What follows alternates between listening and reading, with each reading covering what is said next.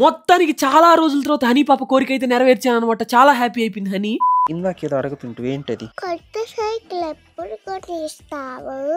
నువ్వు ఏడవకుండా స్కూల్కి వెళ్ళి తొందరగా జలుబు తగ్గించుకుంటే తీసిచ్చేస్తా, ఓకేనా? జలుబు తగ్గిపోయింది.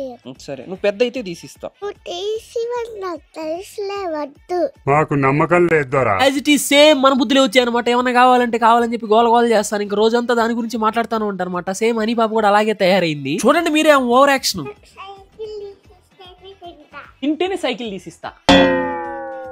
హనీ పాప అడిగిన వెంటనే సైకిల్ తీసేయడం పెద్ద మ్యాటర్ ఏం కదా. ఆల్రెడీ 2 సైకిల్ తీసిచ్చాను అనమాట. అడిగిన వెంటనే తీసేయడం వల్ల వాటి వాల్యూ తెలియకపోగా వాటిని సరిగా వాడకుండా ఎట్టబడితే చేసేసి మనకి ఏదైనా ఈజీగా వస్తే ఒకటి వాల్యూ తెలియదు కాబట్టి కావాలని అడిగి చిన్న రోజుల తర్వాత తీసిచ్చాను. నేనైతే ఆ సైకిల్ ని సర్ప్రైజ్ గా ఇంటి దగ్గర తీసుకెళ్లి హనీ పాప రియాక్షన్ కోసం అయితే బయట వెయిట్ చేశాను.